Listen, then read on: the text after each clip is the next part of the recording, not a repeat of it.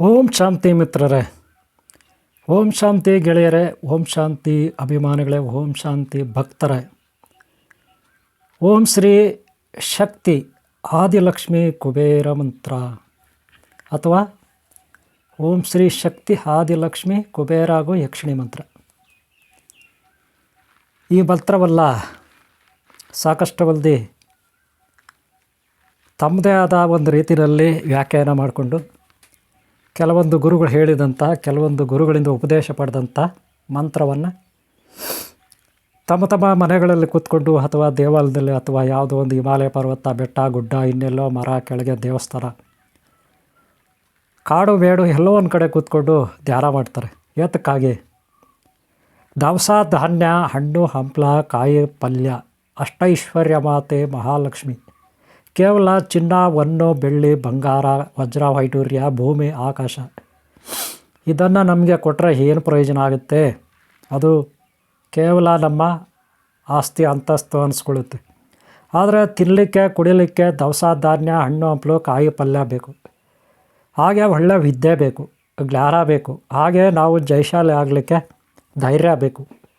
ಧೈರ್ಯ ಸಾಹಸೆ ಲಕ್ಷ್ಮಿ, ಆ ಜಗನ್ಮಾತೆ ಆದಿ ಲಕ್ಷ್ಮಿ, ಆದಿಲಕ್ಷ್ಮಿ, ಕುಬೇರ ಲಕ್ಷ್ಮಿ, ಯಕ್ಷಿಣಿ ಲಕ್ಷ್ಮಿ, ಈಕೆ ಆಶೀರ್ವಾದ ಇದ್ದರೆ ಈ ಜಗತ್ತಲ್ಲಿ ನಾವು ಏನು ಬೇಕಾದರೂ ಸಾಧಿಸ್ಬೋದು. ಅದೇ ಆಕೆ ಸಹಾಯ ಇಲ್ಲಾಂದರೆ ಋಷಿಮುನಿಗಳಾಗಲಿ, ಯೋಗಿಗಳಾಗಲಿ, ಸಾಧು ಸಂತರಾಗಲಿ, ಬೇರೆ ಇನ್ನಾರೇ ಆಗಲಿ ಬದುಕಲಿಕ್ಕೆ ಸಾಧ್ಯ ಇಲ್ಲ. ಎಲ್ಲರಿಗೂ ಬೇಕು ಹಣ್ಣು ಹಂಪಲ, ಕಾಯಿ ಪಲ್ಯ, ತರಕಾರಿ ಅಲ್ವಾ? ಹಾಗೆ ಎಲ್ಲರಿಗೂ ಬೇಕು ವಿದ್ಯೆ ಬುದ್ಧಿ ಅಲ್ವಾ? ಹಾಗೆ ಎಲ್ಲರಿಗೂ ಬೇಕು ಧೈರ್ಯ ಅಲ್ವಾ? ಆದರೆ ಕೆಲವ್ರಿಗೆ ಬೇಕು ಐಶ್ವರ್ಯ, ಬಂಗಾರ ಬೇಕು, ವಜ್ರ ವೈಡೂರ್ಯ ಬೇಕು, ಭೂಮಿ ಬೇಕು, ಅಧಿಕಾರ ಬೇಕು ಕೆಲವ್ರಿಗೆ. ಕೆಲವರಿಗೆ ಅದೆಲ್ಲೇನೂ ಬೇಕಿಲ್ಲ. ಕೇವಲ ಜ್ಞಾನ ಇದ್ದರೆ ಸಾಕು, ಆರೋಗ್ಯ ಭಾಗ್ಯ ಇದ್ದರೆ ಸಾಕು. ಕೆಲವ್ರಿಗೆ ಸಂತಾನ ಬೇಕು, ಕೆಲವ್ರಿಗೆ ಇನ್ನೇನೋ ಬೇಕು, ಕೆಲವ್ರಿಗೆ ಇನ್ನೇನೋ ಬೇಕು. ಒಟ್ಟಿನಲ್ಲಿ ಋಷಿಮುನಿಗಳಾಗಲಿ, ಸಾಧು ಸಂತರಾಗಲಿ, ಗುರುಗಳಾಗಲಿ, ಸಂಸಾರಿಗಳಾಗಲಿ, ಹೆಣ್ಮಕ್ಳಾಗಲಿ, ಗಂಡು ಮಕ್ಕಳಾಗಲಿ, ಎಲ್ಲರಿಗೂ ಬೇಕಪ್ಪ ಲಕ್ಷ್ಮಿ. ಆ ಲಕ್ಷ್ಮಿ ಸಹಾಯ ಇಲ್ಲದೆ ಹೋದರೆ ನಾವೇನೂ ಮಾಡಲಿಕ್ಕಾಗಲ್ಲ.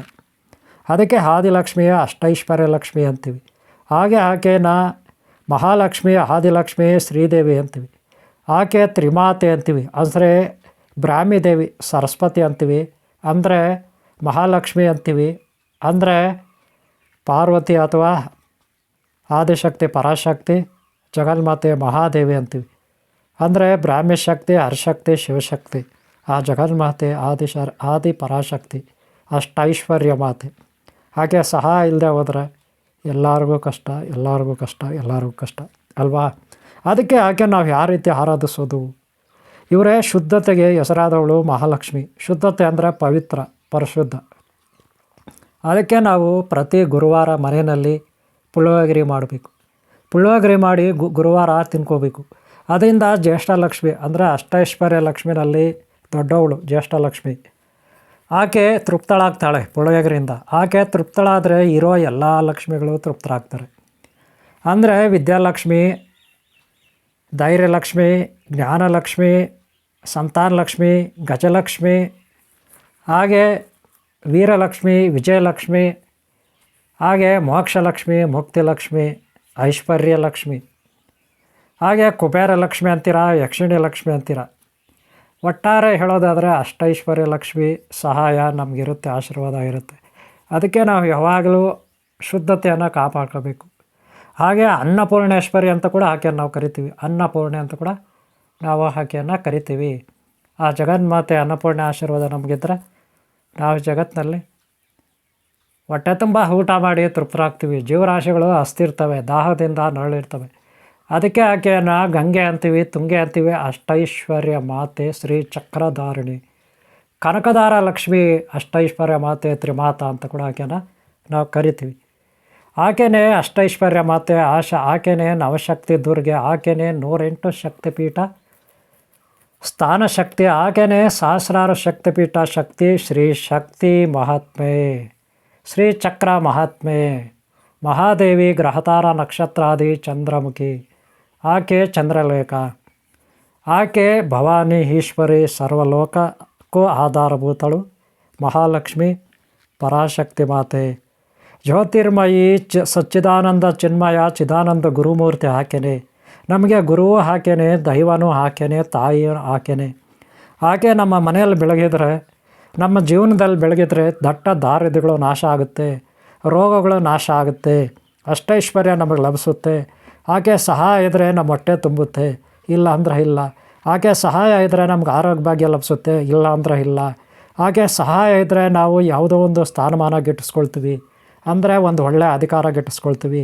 ಆಕೆಯೇ ನಮಗೆ ಕಾಮಧೇನು, ಆಕೆಯೇ ನಮಗೆ ತಾಯಿ, ಆಕೆಯೇ ನಮಗೆಲ್ಲ. ಅದಕ್ಕೆ ನಾವು ಗೋಮಾತೆಯನ್ನು ಆರಾಧಿಸ್ತೀವಿ. ಹಿಂದೂ ಧರ್ಮದಲ್ಲಿ, ಸನಾತನ ಧರ್ಮದಿಂದ ನಾವು ಗೋಮಾತೆಯನ್ನು ಪೂಜಿಸ್ತೀವಿ, ದೇವಸ್ಥಾನಗಳಲ್ಲಿ ಪೂಜಿಸ್ತೀವಿ. ಆಕೆ ಧ್ಯಾನ, ತಪಸ್ಸು, ಯೋಗ ಇತ್ಯಾದಿ ಇತ್ಯಾದಿ ಮಾಡಿ ಯೋಗಲಕ್ಷ್ಮಿ ಆಗಿದ್ದಾಳೆ ಆಕೆ. ಯೋಗಲಕ್ಷ್ಮಿ ಮಹಾಯೋಗಿನಿ, ತಪಸ್ವಿನಿ, ಜಗನ್ಮಾತೆ, ಆದಿಶಕ್ತಿ, ಪರಾಶಕ್ತಿ, ವಿದ್ಯಾಲಕ್ಷ್ಮಿ, ವಿದ್ಯಾ ಸರಸ್ವತಿ, ಭವಾನಿ, ಶಾಂತಿ. ಆಕೆನೇ ನಾಗಮಣಿ, ಆಕೆನೇ ನಾಗದೇವತೆ. ಇಡೀ 14 ಲೋಕಗಳ ಆಧಾರಭೂತಳು ಆದಿಶಕ್ತಿ, ಪರಾಶಕ್ತಿ, ನಾಗಮಾತೆ ಆಕೆನೇ. ಯಕ್ಷಿಣಿ ಮಾತೆ ಆಕೆನೇ, ಯಕ್ಷಿಣಿ ದೇವತೆ ಆಕೆನೇ ಯಕ್ಷಿಣಿ. ಸರ್ವಶಕ್ತಿ ಸ್ವರೂಪಿಣಿಗೆ ನಮೋ ನಮಃ. ಓಂ. ಭಕ್ತರೇ, ವೀಕ್ಷಕರೇ, ಅಭಿಮಾನಿಗಳೇ, ಶಿಷ್ಯರೇ, ಕಾಮಧೇನು, ಕಲ್ಪವೃಕ್ಷಾದಿ, ವಿದ್ಯಾಮಾತೆ, ಅನ್ನಪೂರ್ಣೇಶ್ವರಿ, ಯೋಗಲಕ್ಷ್ಮಿ, ಧೈರ್ಯಲಕ್ಷ್ಮಿ ಎಲ್ಲವೂ ಆಕೆ ಧ್ಯಾನ ನಾವು ಮಾಡಬೇಕು. ಪ್ರತಿನಿತ್ಯ ಬೆಳಗ್ಗೆ, ಮಧ್ಯಾಹ್ನ, ಸಂಜೆ, ರಾತ್ರಿ ಇತ್ಯಾದಿ ಫ್ರೀ ಇರುವಾಗ ಆಕೆ ಧ್ಯಾನ ಮಾಡಬೇಕು. ಆ ಧ್ಯಾನ ಮಾಡೋದರಿಂದ ನಮಗೆ ಸಚ್ಚಿದಾನಂದ ಚಿನ್ಮಯ ಚಿದಾನಂದ ಸ್ವರೂಪಿಣಿಯ ಜಗನ್ಮಾತೆ ಆದಿಲಕ್ಷ್ಮಿ ಒಲಿತಾಳೆ. ಆಕೆ ನಮಗೆ ಅಮೃತ ಪ್ರಸಾದಿಸ್ತಾಳೆ. ನಮ್ಮ ಜೀವನದಲ್ಲೇ ಆಕೆ ಅಮೃತವಾಗಿ ಬರ್ತಾಳೆ. ಆಕೆ ರಕ್ಷಣೆ ನಮಗೆ ಸದಾ ಇರುತ್ತೆ, ಅಷ್ಟೈಶ್ವರ್ಯ ನಮಗೆ ಲಭಿಸುತ್ತೆ. ಇವರೇ, ಈ ವಿಡಿಯೋನ ನಾನು ಇಲ್ಲಿ ಮುಗಿಸ್ತಾ ಇದ್ದೀನಿ. ಇಷ್ಟ ಆದರೆ ಒಂದು ಲೈಕ್ ಮಾಡಿ. ನಿಮಗೆಲ್ಲ ಒಳ್ಳೆಯದಾಗಲಿ.